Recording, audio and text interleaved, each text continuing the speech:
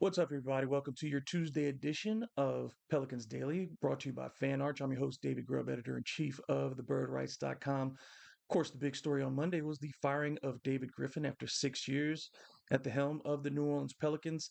In a statement released by Pelicans owner, Gail Benson, basically she said that she's committed to getting the best person to lead the basketball operations department and deliver an NBA championship to our city. Those are the expectations 6 years ago when Griffin was hired, and yet the Pelicans had four losing seasons, two playoff appearances, no series wins. I think that's a bit of a disappointment considering, what Griffin did in his term with the Cleveland Cavaliers and what was sold, that the Pelicans could be a championship contender quickly, and that ultimately Griffin will be remembered for wasting the first 6 years of the Zion Williamson tenure. Um, However, Zion Williamson's career ends, he and Griffin will be linked forever, just because of the choice of being made to pick Zion, and then how his career has been handled since. Um, I would say that overall, Griffin, in some ways, left the organization in a better place as far as the business operations went. I think he made the Pelicans more of a 21st century basketball operation and how he conducted business, increasing the executive staff, um, revitalizing and revamping, though the results always weren't. The best of the medical staff with the New Orleans Pelicans, bringing in some more experienced people, bring in people from outside the organization to handle those types of things with sports medicine, trying to be on the cutting edge of those things, improving the practice facilities. Um, Griffin professionalized the Pelicans in that way because when you look at what had happened before with George Shinn, who really didn't want to spend money while he was the owner of the franchise, and then when the Bensons took over, not knowing what to spend money on as the owners of the franchise, Griffin was really the first one allowed to step in and make those kinds of decisions and really upgrade things. However, ultimately, what you're judged on is the basketball side of things. And in 6 seasons, the Pelicans were 209 and 263, winning about 43% of their games. Over the previous 6 seasons, they were about a 45% winning. They had about a 45% winning percentage with two playoff appearances and a postseason series win. So even just in comparison to the most recent period before he arrived, David Griffin failed to meet expectations. And I think 6 years is a reasonable enough time to make an evaluation over whether or not he belongs in that position. What's next will be the interesting part, and we will get into that because there are already rumors about who the next Pelicans executive vice president, if that's the title that the next person gets, will be. Certainly, Joe Dumars' name has come up, and we will discuss him as well. But we're going to start off first by kind of going through what went wrong for David Griffin, um, because I believe that the beginning of his tenure is ultimately what doomed him to fail right out of the gate. And certainly, COVID presented challenges. I mean, no one expected that to have the impact that it did over the first 2 seasons of his tenure. But the decisions that he made, um, COVID, no COVID, ultimately, I believe, led to his dismissal on Monday.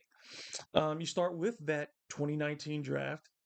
Um, you selected Zion Williamson, which was the no-brainer. No one in his position would have chosen otherwise. So folks will try to relitigate this now and say maybe you should have taken John Morant first, which personally I was a Ja guy. I watched Zion Williamson, but I was a Ja guy. But if you took Zion number one, there was no argument against that. So you take Zion number one, but the sin of trading down from the fourth pick that you got from the Lakers, which would have been an outstanding player, a starting quality player potentially. You move down and you take Jackson Hayes and Nikhil Alexander Walker, neither of whom lasted in your organization, neither of whom has met expectations with the teams that they're currently on. Jackson Hayes on his second team with the Lakers, and Nikhil Alexander Walker on his third team with the Minnesota Timberwolves. They are role players. They get to play regular minutes, but neither of them is a difference maker. David Griffin wanted his cake and ate it too. He did not want to suffer through losing in his first season. I think he felt like he wanted to make a big splash in year one.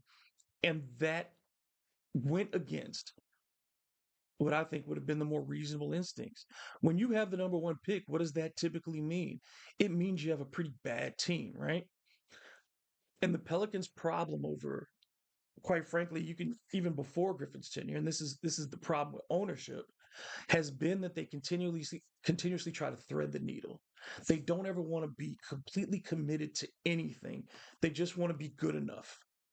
And I think that Griffin wanted to be good enough. Can we make the playoffs? We're not going to win a championship year one, but we can make the playoffs.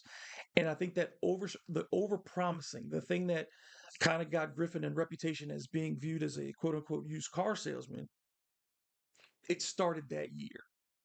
The opening press conference, if you remember, sitting there and the players getting introduced, and he's talking about Drew Holiday and saying that Drew Holiday could be a potential MVP candidate.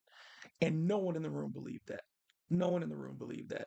If he had said Drew Holiday could be a potential Defensive Player of the Year candidate, we'd be in. If he said Drew Holiday could have been a potential All Star, we would have believed him. But to say that Drew Holiday was a potential MVP candidate, Drew didn't believe that. Okay. Um, Drew Holiday is a very good player. He's a two-time champion. David Griffin gave him away for not enough. But while he was with the Pelicans, I think that trade should have happened in Zion Williamson's rookie year. You suffer through those things, the bumps, the bruises of losing early with a young player, so you can understand what kind of team you need to build around them. One of the examples I like to use when you talk about team building around an individual player who has unique talents is Giannis Antetokounmpo. And I think there are some comparisons to Zion Williamson and Giannis Antetokounmpo. They're players who are best downhill.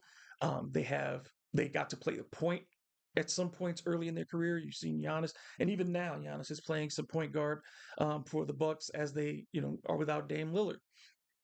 But there are a lot of similarities, some rawness to their games and you needed to understand what they did and just the vacuum and the gravity that they bring on the offensive end and how to defend around them.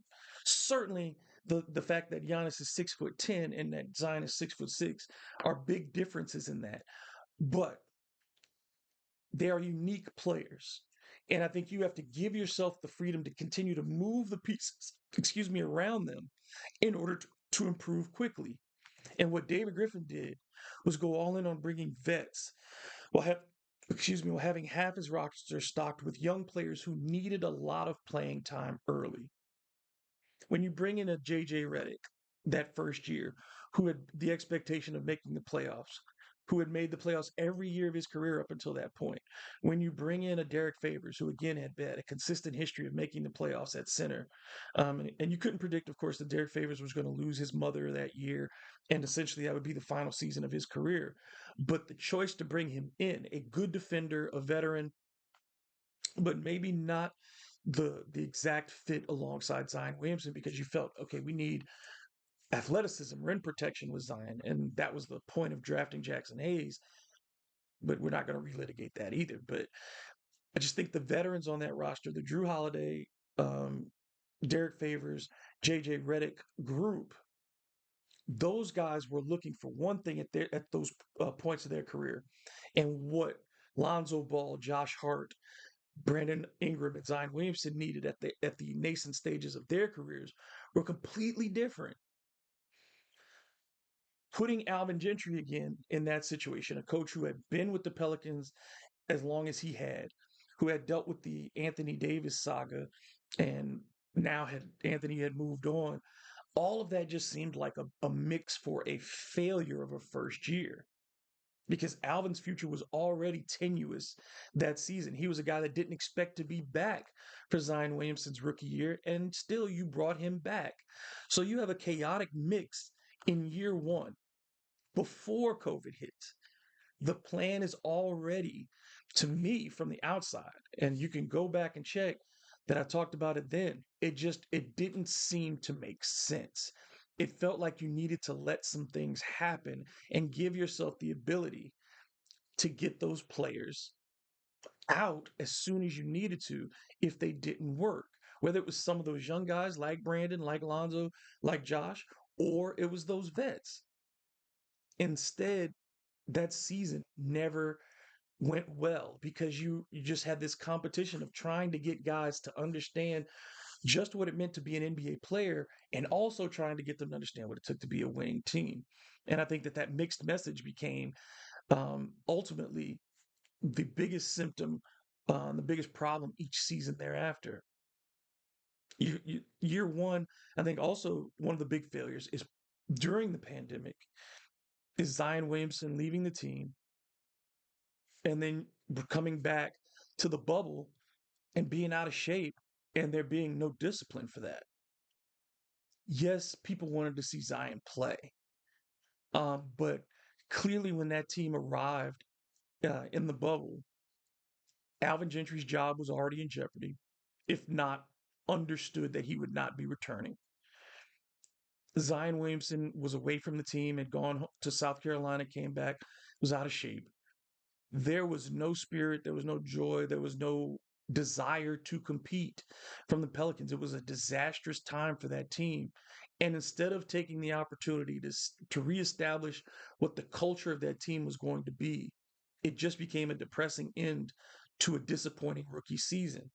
Add into that the minutes restrictions, which became its own series of public relations nightmares throughout Zion Williamson's career. It just was a horrible first year. And I think we all should have kind of like taken note from that of what was to come.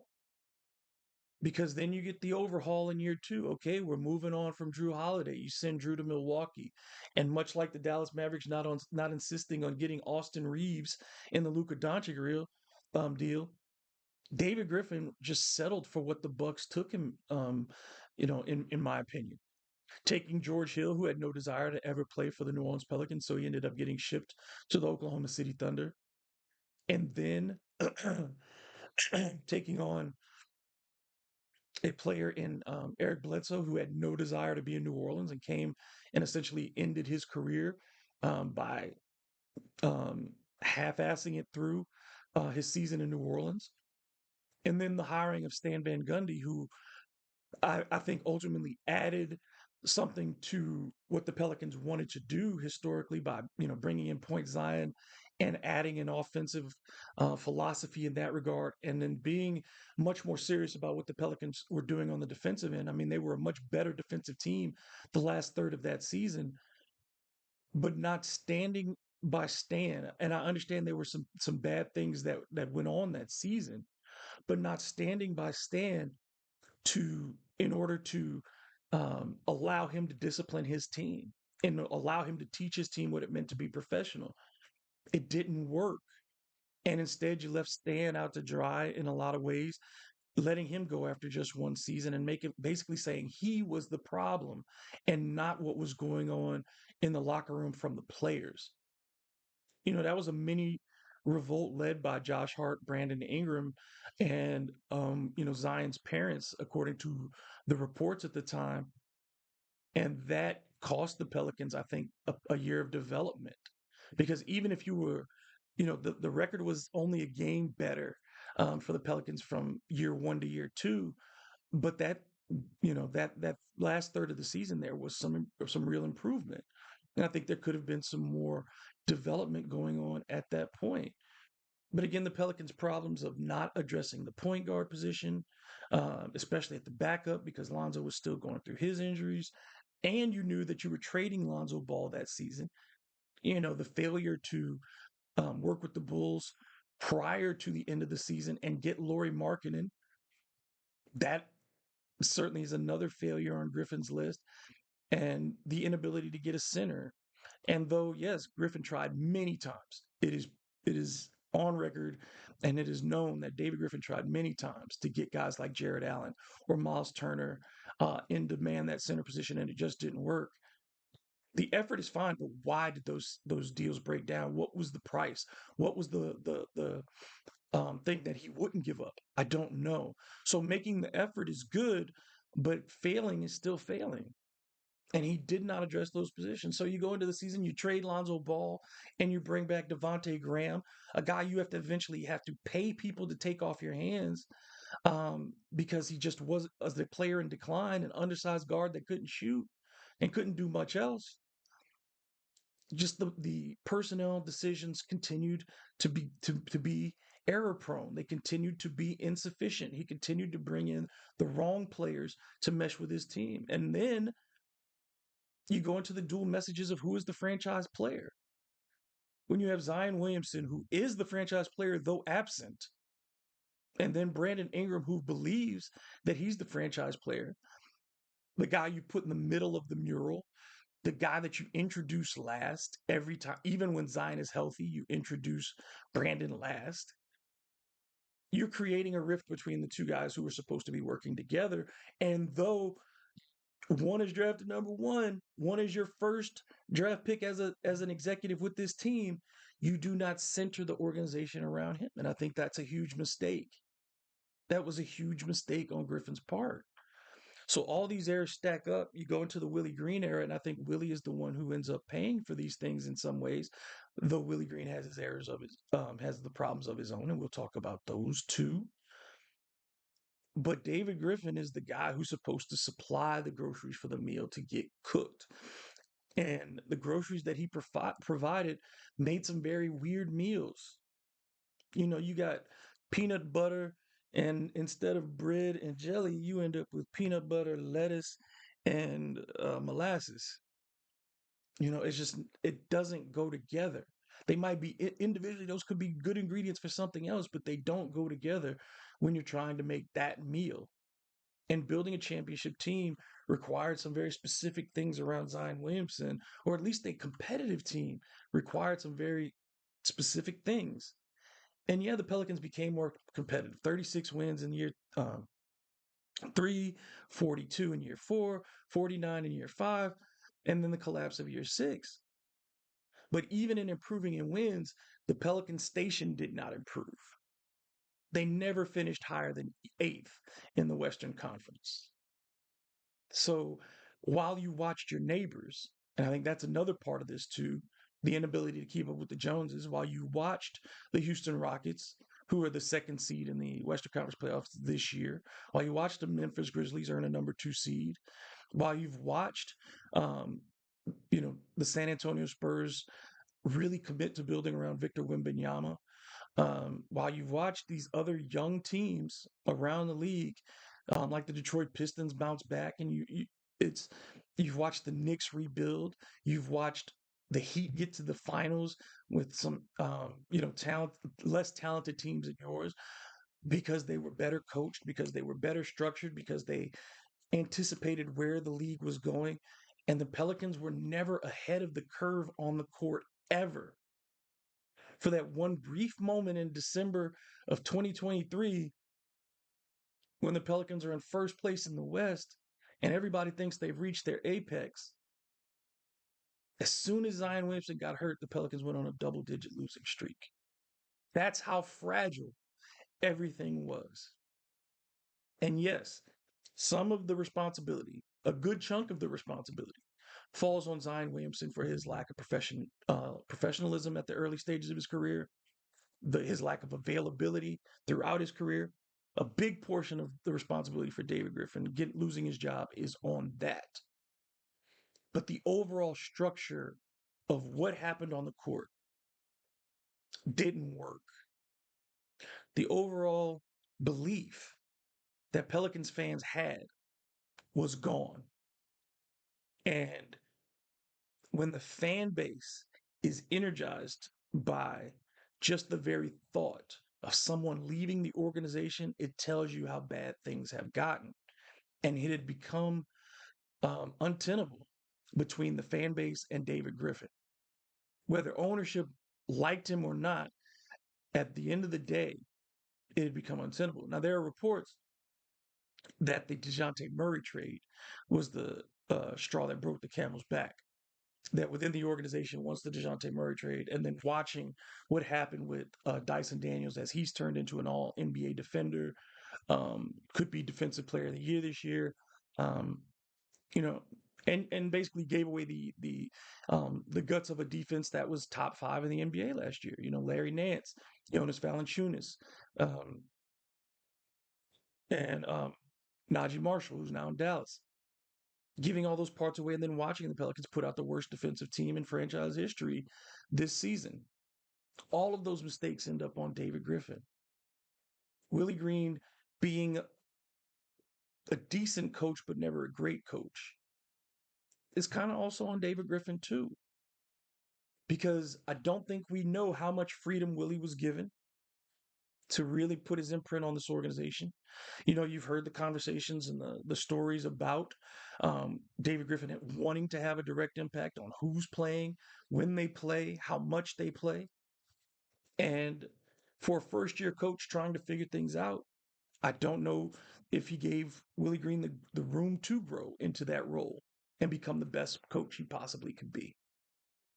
So, for that to be the case, I think ultimately, it was the right decision to move on from David Griffin. Now, the big part going forward is what's next. So, the rumors are that Joe Dumars, the former president of the Detroit Pistons, um, will be the next general manager of the Pelicans or executive vice president of basketball operations for the Pelicans. And that those two sides are already in negotiations and that a deal could be done this week. Well, I will say, and I had a conversation with someone about this yesterday. It kind of feels like that once you've had a breakup, you want to take some time and assess the relationship, right? You want to just take a minute, be single for a minute, not jump into something. You want to take some time to figure out, what did I do wrong? Certainly I know what the other person did, why we broke up. But what did I do wrong? Where did I fail? What did I not see? What did I not do? What did I not adjust? Right? The Pelicans never did that. Instead, they're rushing into this, according to reports, and trying to already have another relationship. Now, Joe Dumars' name has been around this for years. Certainly, he was considered a candidate before Griffin was hired and was known to have a relationship with the heads of the organization, with Mickey Loomis, with Dennis Lauscha, and that they think very highly of him. And there's no reason not to think highly of Joe Dumars. He's a guy who built Pistons championship teams, early in the 2000s, went to the Eastern Conference Finals 6 consecutive seasons. Overall, had a 53% winning percentage in 14 seasons, excuse me, at the helm of the Detroit Pistons. And I think that the part where I would criticize Joe Dumars and everyone else would be in talent acquisition. Um, his ability to find and identify young talent and build a roster is something that I think would be in question if you're discussing Joe Dumars. Um, I get it. He brings local ties. Shreveport native, played at McNeese State. As a player, his career, um, you know, as good as anybody during his era. Made multiple All Star appearances, two NBA championships, a Finals MVP, Olympic gold medal. Of course, in the Hall of Fame as well. Um, his basketball acumen wouldn't be in question. His team building acumen would be. So I think that if you do hire Joe Dumars, if he is the guy, I'm not going to say he's the wrong choice. I think he's an uninspired choice. I think it's a quick choice. And I think that you're going to have to make sure that you have more voices in that front office. I don't know what this means for the rest of the team, what it means for, um, you know, Bryson, or what it means for Swin. But what you end up with is a guy who, certainly this feels like the NBA, and it was really would be really behind this, because Joe's worked in the NBA's office for the last couple of seasons before, and before that he worked with the Sacramento Kings. But for 10 years he's essentially been out of the league, as far as the day-to-day operations of running a team. And I think that's going to be a hard hurdle to get over, because I can't recall somebody running a team who's been out of the league that long, especially when there were guys like Bob Myers out there, who still is out there, the former executive of the Golden State Warriors, who's going to be in demand this all season, and people are going to throw money at him. How much money are they going to pay Joe Dumars? I think finding out what he's getting, finding out what if Willie Green is the same coach, um, those are going to be parts that influence how much I think of Joe Dumars as the next head of the Pelicans. I certainly will have some very straightforward questions for Joe and for the organization as to how they came to this decision. Um, you know, Joe would have to come in and make some decisions. Willie Green's status was not part of the conversation on Monday, and I think that decision is for Joe Dumars or whomever the next executive of the Pelicans will be. But that's the first decision you've got to make is whether or not you're keeping Willie Green because the available coaching talent on the market, there's a lot of big names with some pretty good reputations. Mike Budenholzer fired by the Phoenix Suns on Monday as well. That gives you already have three championship coaches right now. Three championship coaches, and Mike Malone, Mike Budenholzer, and Frank Vogel, all sitting in the market unemployed. Mike Brown, a former coach of the year, unemployed. Unemployed. So that's four right there. And there are other options from other successful teams that we're not even talking about yet. So I think if you're whomever comes in, I think you need to take some time. I would make no announcement. If Joe Dumars gets hired this week and somebody asks him about his about Willie Green's status, if I'm Joe Dumars, I say, give me a minute. I'm going to evaluate everything from top to bottom because there is no way possible that he's had the opportunity already to make a declarative statement on Willie Green's future or on anybody else in this roster. Because how could he have taken the time to understand what this team has been through and what this team needs that quickly? If the decisions are made rapidly in that circumstance, then I would have to say the Pelicans are on the wrong track again. So for me, that this period now, because you have the lottery on May 12th, that's the next major hurdle for this franchise. And I think that will have a dramatic impact on so much of the future. Like when we talk about what will happen with Zion Williamson, when you talk about what's going to happen with trades and adding to this roster, the lottery has such a major impact on that. If you get the number one pick, that changes everything. If you get the number two pick, that means something. If you fall below four, that's a whole new ball game itself. So I think that whomever the Pelicans bring in, take a minute. You've got almost a month to really put your decisions together as far as what you want for even after that. You can take longer than a month if you're in negotiations with some of these coaches, because I think some of this will be waiting until after the playoffs, and coaches want to see what's going on, and they're in no rush. Some of these guys are in no rush because they're getting paid from their former teams pretty handsomely, and that's another part of this too. What is Gail Benson willing to spend? You know, this is a league where, and sports in general, you got to spend money if you want to win. And you got to spend money to make money. Okay. And the Pelicans, the money that they've got to spend, when Gail Benson talks about getting a new arena, you better win unless you're going to, because the state doesn't have the money. We about to go through a financial crisis in the state of Louisiana. So there's no money for a stadium there. So Gail better start raising some revenue, winning some games if you won't even have a chance of financing that in the near future. Better win some games. If you're gonna spend that money, you better be prepared to take on maybe some bad contracts to if you're going to rebuild this thing. If you're gonna go all in on Zion Williamson, you better be prepared to spend some money on some players and maybe go into the luxury tax for the first time in the history of this franchise. If the Pelicans are not going to spend their money, they're not going to get better. If the Pelicans are not going to commit to a plan and go all in on it, whether that plan is ride this thing out with Zion Williamson or this plan is let's start over and rebuild, you have to commit to that. Like the Oklahoma City Thunder have, like the Houston Rockets have, like the Memphis Grizzlies have. You have to pick your path and you got to commit to it. And I think that ultimately is what doomed David Griffin and these past 6 seasons is a lack of commitment to any particular style, any particular identity, any particular mission. And for the New Orleans Pelicans, figuring out what this organization is going to be is job one. And that'll start with whomever they pick as the next leader of the franchise. All right, please hit that like button and subscribe as well. Leave your comments below if you got any questions for me. I'll answer them for you on the next show. Thank you for your support. I appreciate you. You can always follow me on social media and make sure you check out thebirdrights.com for more information and stories about your New Orleans Pelicans.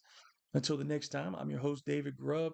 This has been Pelicans Daily brought to you by Fan Arch, and I'll see you tomorrow.